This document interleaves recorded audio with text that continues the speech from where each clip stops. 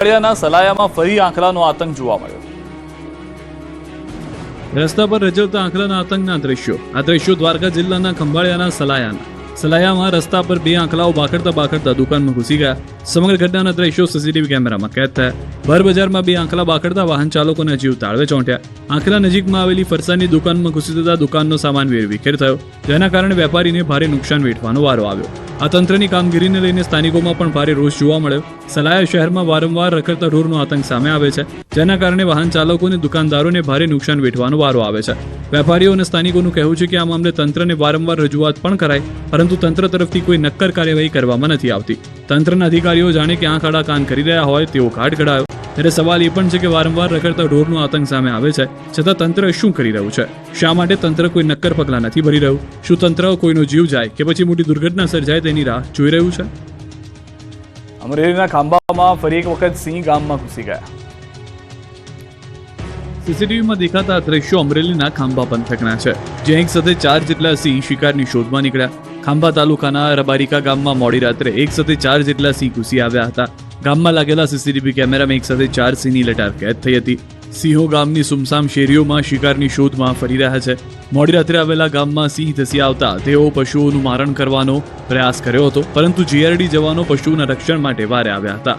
પશુઓનો શિકાર કરવા આવેલા 4 સિંહને જીઆરડી જવાનોએ દૂર ખસેડ્યા। જોકે સિંહ જાણે કે ગામમાં જે ડેરો લગાવ્યો હોય એમ રેતીના ઢગલામાં આરામ ફરમાવ્યો। રેતીના ઢગલામાં બેસી ગયેલા સિંહ અને જીઆરડી જવાનનો વિડીયો પણ વાયરલ થયો। વિડીયોમાં પણ સ્પષ્ટ રીતે જોઈ શકાય છે કે જીઆરડી જવાનો સિંહને ગામમાંથી દૂર કરવાના પ્રયાસ કરી રહ્યા છે, જેથી તેઓ અહીંના સ્થાનિકોના પશુઓનો શિકાર ન કરે। આ તરફ ગામમાં વારંવાર સિંહ ચડી આવવાની ઘટનાને લઈને ગામ લોકોમાં પણ ભયનો માહોલ ફેલાયો છે।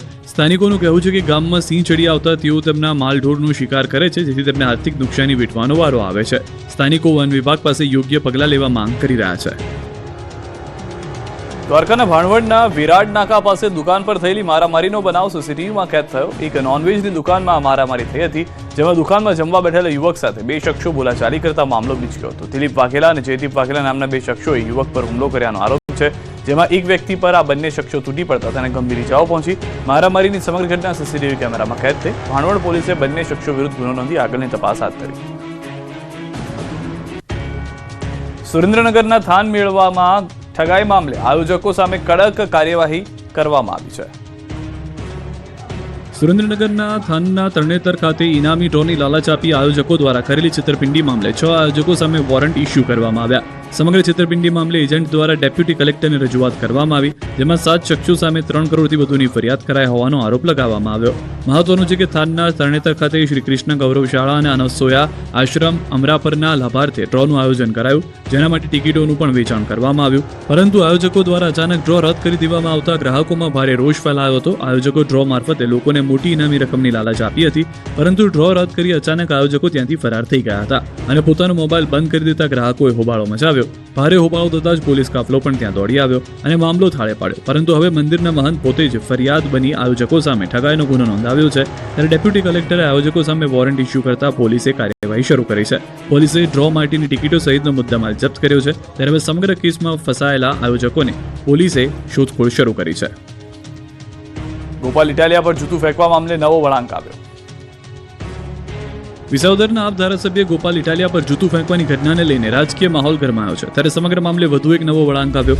ગોપાલ ઇટાલિયા પર જૂતું ફેંકનાર સમીર મીરે આપ નેતા પિયુષ પરમાર પર ગંભીર આરોપ લગાવ્યા છે। સબીર મીરે દાવો કર્યો છે કે આપ નેતા પિયુષ પરમારના કહેવાથી જૂતું ફેંક્યું હતું। સબીર મીરે એવો પણ દાવો કર્યો છે કે પિયુષ પરમારે કહ્યું હતું કે ગોપાલભાઈને તું ચપ્પલ માર એટલે ગોપાલભાઈ થોડાક આગળ આવે। એટલે મહત્વનું છે કે સબીર મીરે આવે અગાઉ અન્ય લોકોના નામે લીધા હતા। પોલીસ તપાસમાં યુવક પોતાનું નિવેદન સતત ફેરવી રહ્યો છે। સબીર મીરે અગાઉ દાવો કર્યો હતો કે જૂતું ફેંકવા માટે તેને 50,000 રૂપિયાની ઓફર કરવામાં આવી હતી। યુવકના ગોળ જવાબથી રાજકારણમાં પણ સતત ગરમાવો આવી રહ્યો છે। મહત્વનું છે કે જૂનાગઢના ગઢુમાં આપની ખેડૂત સભામાં જૂતું ફેંકવાનો પ્રયાસ કરવામાં આવ્યો। સભામાં હાજર રહેલા સબીર મીરના નામના યુવકે ભાષણ આપવા ઉભા થયેલા ઇટાલિયાની નજીક જૂતું ફેંકવાનો પ્રયાસ કર્યો, પરંતુ જૂતું ફેંકી તે પહેલા જ કાર્યકર્તાઓ તેને ઝડપી પોલીસને હવાલે કર્યો। પોલીસ પણ યુવકના નિવેદનના આધારે તપાસનો વેગ આગળ વધારી રહી છે। તો જૂતું ફેંકનારને યુવકને માર મારતો વિડીયો આવ્યો છે સામે। શબીર મીરને માર મારતા શખ્સનો વિડીયો વાયરલ થયો છે। વિડીયો વાયરલ થતા રાજકીય ગરમાવો, પોલીસ તપાસ વચ્ચે વિડીયો સામે આવ્યો છે।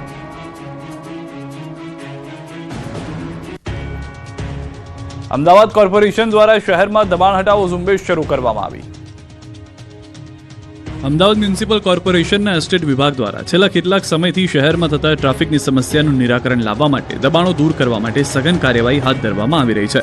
આ અંતર્ગત 12 અને 16 જાન્યુઆરી દરમિયાન શહેરના વિવિધ ઝોનમાં દબાણો દૂર કરવામાં આવ્યા. આ અંતર્ગત આ 2 દિવસમાં જ એએમસી દ્વારા ₹1,44,000નો દંડ વસૂલાયો. આ કામગીરી દરમિયાન કુલ 141 લારી ગલ્લા, 40 દૂર કરાયેલા શેડ, 239 તાડપત્રી, 1173 દૂર કરાયેલ અન્ય પરચુરણ માલ સામાનની સંખ્યા, 396 જાહેર રસ્તા પર જાહેરાતના બોર્ડ, 221 લોક કરેલા વાહનો, 3 ગેરકાયદેસર પાર્ક થયેલ વાહનો અને ટોઈંગ કરેલ વાહનો, 253 દંડ કરેલા વાહનોનો સમાવેશ થાય છે. અમદાવાદ મ્યુનિસિપલ કોર્પોરેશનમાં એસ્ટેટ વિભાગ દ્વારા શહેરના તમામ મિલકત માલિકો, દુકાનદારો અને વાહન ચાલકોને જાહેર માર્ગો અને હાઈવે પર કોઈપણ પ્રકારનું દબાણ ન કરવા સૂચના આપવામાં આવી છે.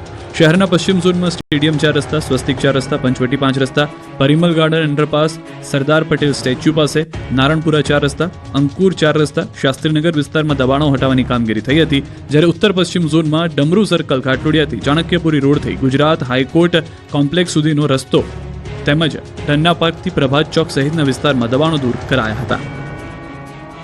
હવામાન વિભાગની આગાહી પ્રમાણે રાજ્યમાં ઠંડીનું જોર ઘટશે. હાલ રાજ્યમાં કાતિલ ઠંડીનો ચમકારો અનુભવાઈ રહ્યો છે, પરંતુ આગામી 2 દિવસ બાદ રાજ્યમાં ઠંડીનું જોર ઘટી શકે છે. હવામાન વિભાગના અનુમાન પ્રમાણે 2 દિવસ બાદ તાપમાનમાં 2 થી 4 ડિગ્રી સુધીનો વધારો થઈ શકે છે. સાથે જ રાજ્યમાં અપર ઇન્ડ્યુસના કારણે વાદળછાયું વાતાવરણની શક્યતા રહેશે. જોકે હાલ માવઠાની કોઈ શક્યતા ન હોવાનું અનુમાન હવામાન વિભાગ લગાવી રહ્યું છે. આ તરફ હાલ ઠંડીના પારાની વાત કરીએ તો ઉત્તર ગુજરાતમાં સામાન્યથી વધુ તાપમાન નોંધાયું છે, તો 12 ડિગ્રી સાથે અમરેલી સૌથી ઠંડુગાર શહેર રહ્યું. તો ગાંધીનગરમાં 12.8 ડિગ્રી તાપમાન નોંધાયું. અમદાવાદમાં ઠંડીનો પારો 14.8 ડિગ્રી નોંધાયો. આ તરફ હવામાન નિષ્ણાત અંબાલાલ પટેલે પશ્ચિમી સૌરાષ્ટ્રના વાતાવરણમાં પલટો આવવાની